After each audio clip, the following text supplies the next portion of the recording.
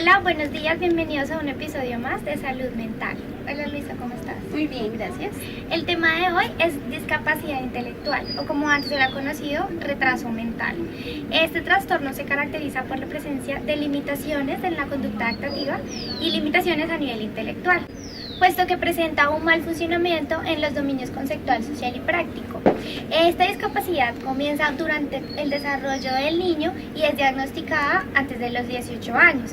Normalmente se detecta cuando un niño menor de 5 años presenta retraso en el cumplimiento de las secuencias esperadas del desarrollo para sus iguales en edad y contexto sociocultural. Sí, imagínate que yo leí un artículo relacionado con los síntomas de ese trastorno y decía que en la parte motriz los niños gatean, caminan y se sientan mucho más tarde que los otros niños. En la parte cognitiva tienen problemas para resolver problemas, tienen dificultades para pensar lógicamente y muchas veces para recordar cosas.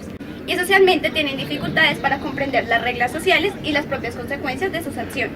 Sin embargo, debemos tener en cuenta que hay 4 clasificaciones de la discapacidad intelectual, dependiendo de las puntuaciones obtenidas en el coeficiente intelectual. Estas clasificaciones es ligero, que va a puntuaciones de 50 a 69, moderado de 35 a 49, grave de 20 a 34 y el más profundo, es mucho más grave, es de menos de 20. Ahora vamos a conocer la opinión de unas especialistas en el tema para que nos cuenten un poco de otros síntomas que se pueden presentar y el diagnóstico diferencial de este trastorno. Buenos días, gracias por la invitación. Según el DCM, las personas con discapacidad intelectual deben cumplir 3 criterios. El primero de ellos, deben presentar deficiencias en funciones intelectuales, razonamiento, pensamiento abstracto, resolución de problemas, el juicio, aprendizaje, los cuales se confirman mediante la evaluación y pruebas de inteligencia. Para el segundo criterio, deben presentar deficiencias en el comportamiento, en la autonomía personal y responsabilidad social, limitando el funcionamiento en una o más actividades de la vida cotidiana, como la comunicación, la participación social y la vida independiente con múltiples entornos. Por último criterio, es necesario que estas deficiencias que acabo de mencionar se presenten durante el desarrollo. Muchos de los síntomas mencionados por la doctora Sanabria pueden presentarse también en otros trastornos, pero no deben ser confundidos con la discapacidad intelectual. Por ejemplo, encontramos el trastorno del espectro del autismo, en el cual se presentan deficiencias persistentes en la comunicación y en la interacción social en diferentes contextos.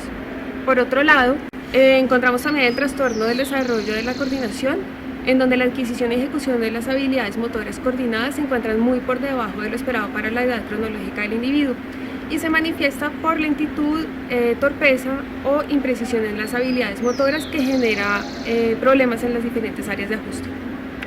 También encontramos el trastorno de comunicación social, en donde existen dificultades persistentes en el uso de la comunicación verbal y no verbal. El individuo no tiene claras las reglas de cuándo interactuar, cuándo intervenir y tampoco entiende el significado implícito de muchas frases, lo que le dificulta la interacción social y el rendimiento académico. Por otra parte, encontramos el trastorno del desarrollo neurológico, en donde predominan síntomas de deterioro en lo social, laboral y en otras áreas del funcionamiento. Tenemos una psicóloga invitada que nos va a hablar un poco sobre la comorbilidad de este trastorno con otros trastornos. Es importante tener en cuenta que este trastorno tiene comorbilidad con diferentes condiciones médicas y enfermedades mentales.